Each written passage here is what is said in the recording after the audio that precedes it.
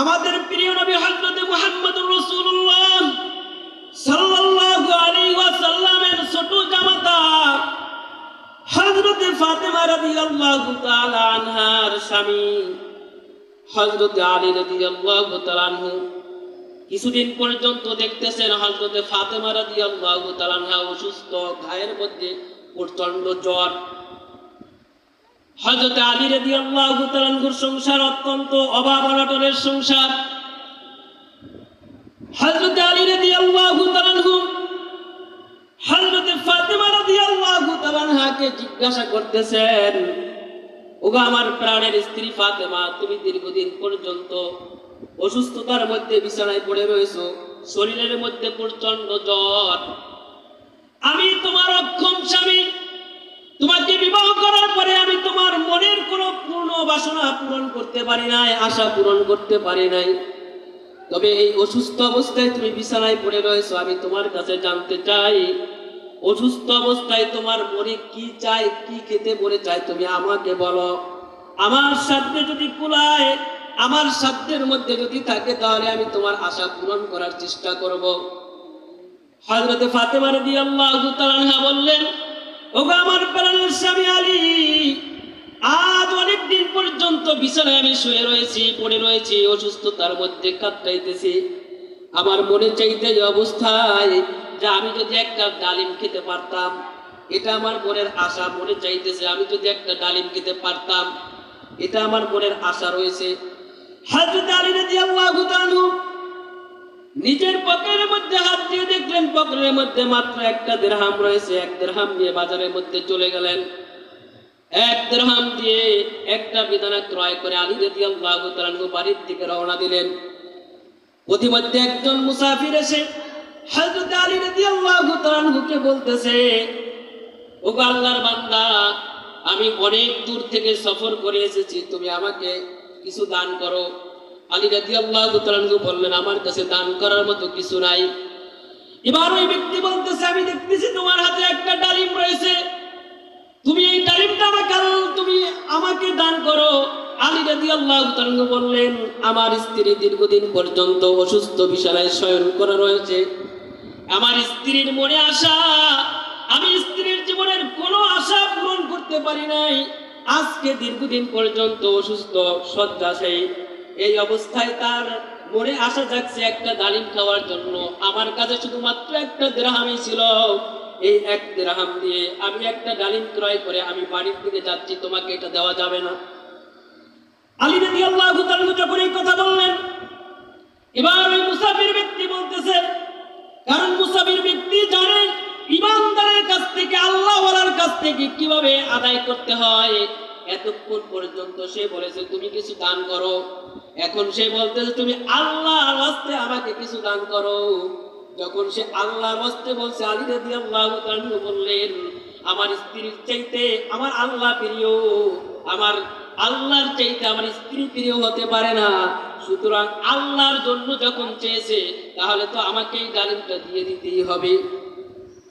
আপনারা আমার কথা বুঝতেছেন? হযরত আলী রাদিয়াল্লাহু তাআলা বললেন, ভাই, তুমি যখন নাছোড় বান্দা, আমার কাছ থেকে তুমি ডালিমটা যখন নিয়ে ছাড়বে, তাহলে আমি তোমাকে অর্ধেক ডালিম দেই, আর অর্ধেক আমি আমার অসুস্থ স্ত্রীর জন্য নিয়ে যাব। এবার ওই মুসাফির ব্যক্তি বলছে যে ঠিক আছে, আপনি যখন অর্ধেক ডালিম আমাকে দেওয়ার জন্য রাজি হয়েছেন, আপনি একটু এখানে বসেন, আমি আপনার সামনে বসে এই অর্ধেক ডালিম খাবো। মুসাফির ব্যক্তি বসলেন, আলী রাদিয়াল্লাহু তাআলা বসলেন। এবার মুসাফির ব্যক্তি আলী রাদিয়াল্লাহু তাআলার কাছ থেকে অর্ধেক ডালিম নিয়ে খেলেন। খাওয়ার পরে বলতেছে, ওগো আল্লাহর বান্দা, আমার অন্তরটা অর্ধেক পরিতৃপ্ত হয়েছে, আমার অন্তরটা অর্ধেক পরিতৃপ্ত হয়েছে। তুমি যদি আর অর্ধেক আমাকে দান করতা, তাহলে আমার অন্তরটা পরিপূর্ণ পরিতৃপ্ত হতো। এবার আলী রাদিয়াল্লাহু তাআলা বললেন, এটা তো আমার স্ত্রীর জন্য রেখেছি। এবার ওই ব্যক্তি বলতেছে, আল্লাহর ওয়াস্তে তুমি অর্ধেক আমাকে দান করো। আলী রাদিয়াল্লাহু তাআলা আর অর্ধেক ডালিম ওই মুসাফির ব্যক্তিকে দান করলেন। এবার মুসাফির ব্যক্তি আলী রাদিয়াল্লাহু তাআলাকে সামনে রেখে ডালিম খাওয়ার পরে বলতেছে আমার অন্তরটা এবার সম্পূর্ণ পরিতৃপ্ত হয়েছে। আলী রাদিয়াল্লাহু তাআলা বাড়ির দিকে রওনা দিলেন। সম্মানিত হাজিরিন, আপনারা যদি আমার কথা বুঝে থাকেন, আলী রাদিয়াল্লাহু তাআলা অসুস্থ স্ত্রীকে বাড়িতে রেখে 1 দিরহাম সাথে নিয়ে বাজারে গিয়েছিলেন ডালিম আনার জন্য। ওই ডালিমটা নিয়ে এসে প্রতিমধ্যে যখন মুসাফিরকে দিয়ে দিলেন, এখন আলী রাদিয়াল্লাহু তাআলা ঘরের দিকে ফিরতেছেন ডালিম নিয়ে নাকি খালি হাতে? কি হাতে? খালি হাতে আলী রাদিয়াল্লাহু তাআলা বাড়ির দিকে ফিরতেছেন। আচ্ছা বলেন তো, আমাদের স্ত্রীরা যদি এরকম হতো, বাজার করার জন্য একটা বিশাল ফর্দ দিয়েছে, মনে করেন 20-25 পদের জিনিস আছে, উপকরণ আছে, আপনি শুধুমাত্র এক প্রকারের উপকরণ নিয়ে আসতে পারেন নাই, ঘরে ঢোকার সাথে সাথে যা আনছেন ওটা দেখবে না, আপনি যেটা আনেন নাই ওটার জন্যই আপনাকে সর্বপ্রথম তাকে টর্চার করবে, আর তুমি কেন এটা আনলে না। এবার আলী রাদিয়াল্লাহু তাআলা অসুস্থ স্ত্রীকে বাড়িতে রেখে 1 দিরহাম নিয়ে বাড়িতে গেলেন, বাড়ির থেকে বাজারে গেলেন, বাজার থেকে ডালিম করে প্রতিমধ্যে সেটা দান করে দিয়ে খালি হাতে বাড়ি থেকে যাইতেছেন।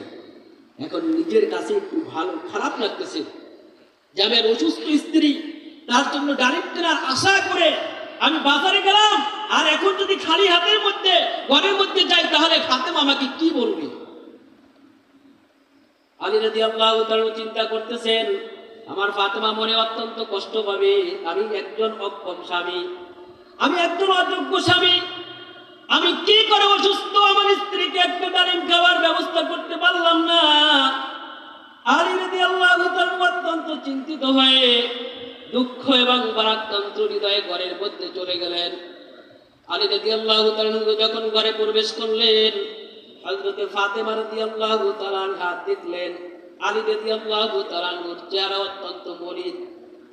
তিনি আর কোনো কথা জিজ্ঞাসা করলেন না, তিনি চিন্তা করলেন অবশ্যই হয়তো কোনো দুর্ঘটনা ঘটেছে, যার কারণে আলী রাদিয়াল্লাহু তাআলার মুখ মলিন দেখা যাইতেছে। এজন্য হযরত ফাতেমা রাদিয়াল্লাহু তাআলা আনহা হযরত আলী রাদিয়াল্লাহু তাআলা আনহুর কাছে কোনো কথাই জিজ্ঞাসা করেন না। আজকে আমি একটা মেসেজ দিতে চাই এই এলাকার মা বোনদের জন্য। হযরত ফাতেমা রাদিয়াল্লাহু তাআলা আনহাকে আল্লাহর হাবিব সাল্লাল্লাহু আলাইহি ওয়াসাল্লাম বলেছেন, ওয়া ফাতিমাতু সাইয়্যিদাতু নিসাই আহলিল জান্নাহ। ফাতেমা রাদিয়াল্লাহু তাআলা আনহা সকল জান্নাতি রমণীদের সর্দারিনী হবেন। কি কারণে? ফাতেমা রাদিয়াল্লাহু তাআলা আনহার মধ্যে এই গুণ ছিলেন যে ফাতেমা রাদিয়াল্লাহু তাআলা আনহা কখনো স্বামীর মনে কষ্ট দেয়, স্বামীর মনে কষ্ট পায় এমন কোনো কথা এবং কাজ তার জীবদ্দশাতে কখনো করেন না। হযরত ফাতেমা রাদিয়াল্লাহু তাআলা আনহা আলী রাদিয়াল্লাহু তাআলা আনহুকে কোনো কথাই জিজ্ঞাসা করেন না। আলী রাদিয়াল্লাহু তাআলা ঘরের মধ্যে বসে রইলেন। কিছুক্ষণ পরে দরজার এক পথিক এসে কড়া নাড়তেছে, হে আলী তুমি দরজা খোলো। আলী রাদিয়াল্লাহু তাআলা জিজ্ঞাসা করলেন, মান আনতা, তুমি কে? বলতেছে আনা সালমানুল ফারসি, আমি সালমানে ফারসি। বলতেছে তুমি এই গভীর রজনীতে তুমি কেন আসছো?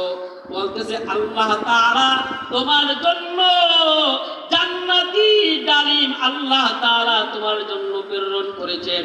এই ধরো, আল্লাহ তাআলার প্রিয় হাবিব মুহাম্মদুর রাসূলুল্লাহ সাল্লাল্লাহু আলাইহি ওয়াসাল্লাম আমার মারফতে তোমার জন্য এই ডালিম প্রেরণ করেছেন, এটা তুমি গ্রহণ করো। হযরত আলী রাদিয়াল্লাহু তাআলা ডালিমের ব্যাগটা নিয়ে এবার গণনা করা শুরু করলেন। 1 2 3 4 5 6 7 8 9। আলী রাদিয়াল্লাহু তাআলা 9 পর্যন্ত গণনা করে ব্যাগটা হযরত সালমান ফারসিকে ফিরিয়ে দিলেন। ভাই সালমান ফারসি, এই ব্যাগ আমার নয়, এই ডালিম আমার নয়, এটা তুমি নিয়ে যাও। সালমান ফারসি বলতেছে কি ব্যাপার, আপনি এটা কেন ফিরিয়ে দিচ্ছেন? আলী রাদিয়াল্লাহু তাআলা বলতেছেন, হে সালমান শোনো, আল্লাহ তাআলার ওয়াদা, আল্লাহ তাআলা বলছেন মান জাআ বিল হাসানাতি ফালাহু আশরু আমসালিহা। আল্লাহ তাআলার কোন বান্দা যখন আল্লাহ তাআলার সন্তুষ্টির জন্য এক পরিমাণ দান করে, আল্লাহ তাআলা তার বিনিময়ে ওই বান্দাকে 10 গুণ বিনিময়ে দান করে। সুবহানাল্লাহ। ও সালমান ফার্সি শুনে নাও, আল্লাহ তাআলা যদি জান্নাত থেকে আমার জন্য ডালিম পাঠাইয়া থাকেন, আমার দৃঢ় বিশ্বাস আমি একটা ডালিম আল্লাহ তাআলার সন্তুষ্টির জন্য দান করেছি। আল্লাহ তাআলা পাঠাইলে কমপক্ষে 10টা ডালিমই পাঠাবেন, আল্লাহ তাআলা 9টা পাঠাবেন না। কারণ ইন্নাকা লা তুখলিফুল মিআদ, আল্লাহ ওয়াদা করে কখনো ওয়াদার বরখেলাপ করেন না। এবার সালমান ফার্সি রাদিয়াল্লাহু তাআলা বলতেছে, ওগো আল্লাহর নবীর সাহাবী, আল্লাহর নবীর ছোট জামাতা, ওগো ফাতেমার স্বামী শুনে নাও, আল্লাহ তাআলা তোমার আজকের দানের উপরে এতই সন্তুষ্ট হয়েছেন, আল্লাহ তাআলা তোমার এই দানে সন্তুষ্ট হয়ে আল্লাহ তাআলা তোমার জন্য জান্নাতি ডালিম আল্লাহ তাআলা তোমার জন্য 10টা পরিপূর্ণ ডালিমই প্রেরণ করেছে। সুবহানাল্লাহ, 10টা পরিপূর্ণ ডালিমই প্রেরণ করেছে। এই জন্য সম্মানিত হাজিরিন, আমার কথার উদ্দেশ্য হইল, আমরা যদিও মানুষ সংখ্যায় কম, কিন্তু ইখলাসের সাথে যদি আজকের আলোচনায় শুরু থেকে শেষ পর্যন্ত আখিরি মোনাজাত পর্যন্ত আমরা থাকি আর শুনি, এর দ্বারা আল্লাহ তাআলা আমাদের উপরে সন্তুষ্ট হয়ে এই জান্নাতে বাসা, জান্নাতের বাগানে আসার যে সৌভাগ্য আল্লাহ তাআলা দান করেছেন, আমি আশাবাদী আল্লাহ তাআলা আমাদের জীবনের একটা গুনাহ অবশিষ্ট রাখবেন না।